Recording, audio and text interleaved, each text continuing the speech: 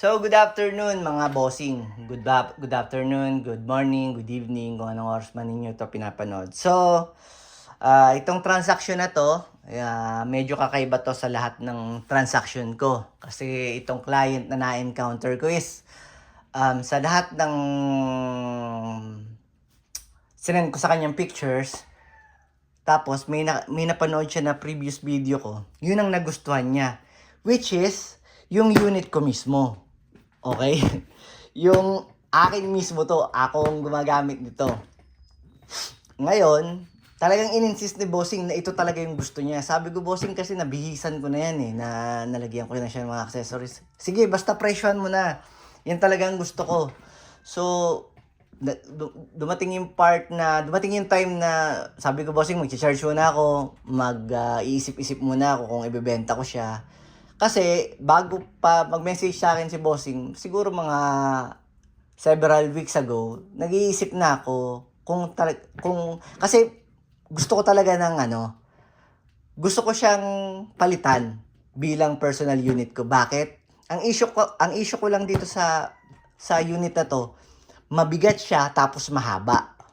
Mas gusto ko sana mas maliit lang, compact lang. Maliit lang, gusto ko lang ng secondary weapon na maliit lang. So, nasa isip ko, magpalit kaya ako. Parang ganun lang nasa isip ko, magpalit kaya ako. Pero hindi na, palit kaya ako, hindi na. Biglang na-encounter ko nga si Bossing, tapos parang, yun nga, presyohan mo na yan.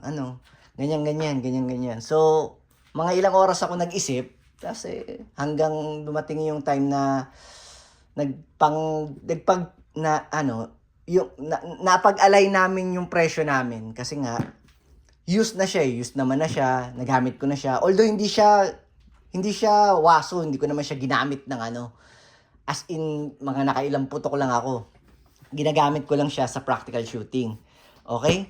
So itong unit na to is bibili ni Bossing as asset na. Kasama nitong case ko.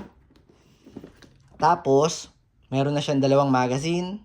At saka ito yung unit. Meron siyang GM21 na Trustfire. Ayan. Tapos meron siyang RMR na. Ayan. RMR na 3G-Con. So lahat na to kukunin ni Bossing. Tapos kukuha siya ng bala. At kukuha siya ng gas. So makikita nyo, ayan wala tong gas-gas, Bossing. Makinis pa yan sa asawa ko. Ayan. Wala siyang kagasgas, wala siyang dent, wala siyang kahit ano. Good as new. Siyempre, yung magazine meron. Kasi, yan kasama yan sa wear and tear. Pag sinasalpak mo, siyempre, yun yung gumagasgas doon. May friction yan Matik yun. Kasi nga, pag nagte-test fire ako dito minsan ng brand new, pag pinasok ko na yung magazine sa loob, paglabas, may gasgas na So, natural yan. Okay. Ay, Diyos ko. Tama ba tong decision ko? So, Bossing, eto, paliwanag ko lang sa'yo.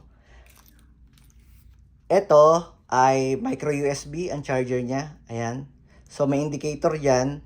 Pag charge mo, red ang kulay. So, charging. Pag nag-green, full charge na. Okay? Ayan, working naman. Tatap mo lang siya dito. Tap. Kabilaan. Tap. Yan. Ngayon, so, working siya. Nakita nyo naman, ang lakas. Parang MDL yan. Nakita mo niya. Ayan, ang init-init. Ang araw-araw. Tirik na tirik yung araw. Tapos, maliwanag pa rin yung ilaw. Tapos, dito naman, sa red dot. So, ang battery nito, kasukat sa battery ng remote ng Toyota na sasakyan. Parang 2032 ata. So, sasad ko na lang kung ano talaga yung model niya. Pero ito, energizer ang nakakabit dito. So, kung lagi mo siyang gagamitin, araw-araw mo siyang sisindihan, mga 6 months mo pa ito malulobat. Kung hindi naman, kung every other day o madalang pa, taon mo pa ito bago malobat, Bossing. So, ganito siya paganahin. Ito dito minus, ito dito plus. Pag pinindot mo yung plus, sisindi siya. 1, ayan. Pinindot ko ulit 2, lalakas yung red dot. 3, mas malakas yung red dot. 4, and 5. 5 yung mode niya, Ayan. So, paano siya patayin? Pipindutin mo yun ng minus. 1, 2, papahinahin mo siya. 3, 4, 5. So 5 mode siya, no? Kapag isang beses mo lang pinindot, isang beses mo lang pipindutin yung minus para mamatay siya. So ayun, working, no, bossing. So lagyan natin siya ng bibis at at gas. So post muna natin. So ito kumuha lang ako ng So ang paglalagay ng gas, bossing, wag mo tong bibitawan, ha. Pagka hinila mo to, may makikita kang mas malaking diyan, siwang, dun mo ihuhulog yung Diyos ko day. Yung bibis. So ang nilagay ko is 0.23 grams na Lancer Tactical kasi natin siya kokrono. So lagyan natin siya ng 12 kg na gas.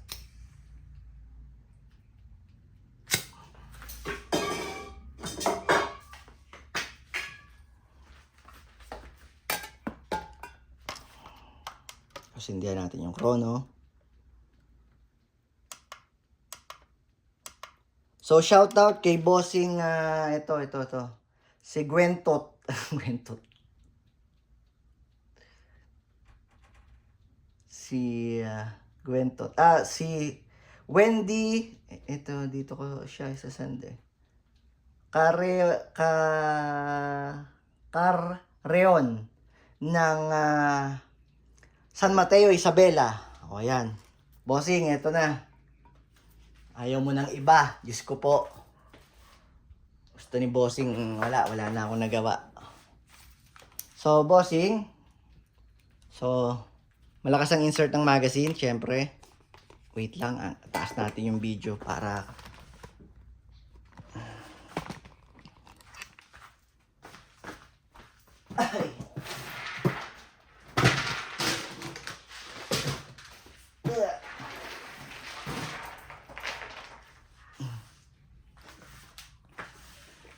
taas natin yung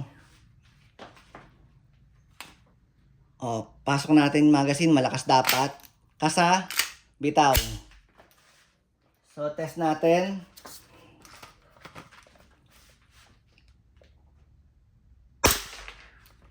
$374.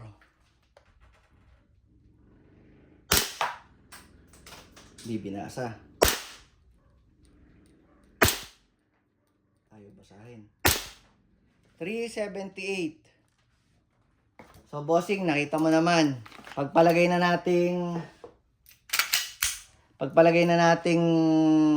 370 to 380. So, ubusin natin yung bibis para makita mo na nag-slide lock siya. Open slide. Kita ba ako sa video? Okay. So, nag-open chamber, bossing, nakita mo, working, smooth na smooth. Okay? So, hila lang. Then, release. Maraming salamat, bossing, Gwentot. Hindi ko alam, yun ang pangalan niya sa Facebook eh.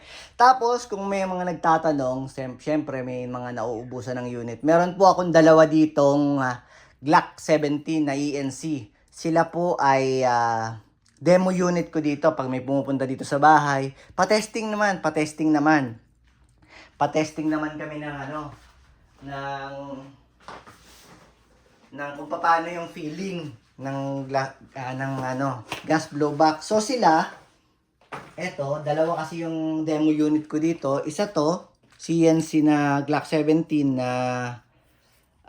na two-tone, at saka yung isa yung pure na tan. So sila, binibenta ko rin sila, tapos syempre may konting bawas kasi nga demo unit sila. Wala silang issue. Gumagana sila. Ayan. Hold natin to para kahit walang bibis. Ayan, no? Nakita nyo naman, wala silang issue. So kung gusto nyo bumili ng used unit, sasabihin ko naman sa inyo pag use tsaka kita nyo naman may mga gas-gas na yan, no? Ayan. Mag-message kayo sa akin, dalawa yung demo unit kong parehas Glock 17, isang two-tone tsaka isang tan. Ayun lang, maraming salamat.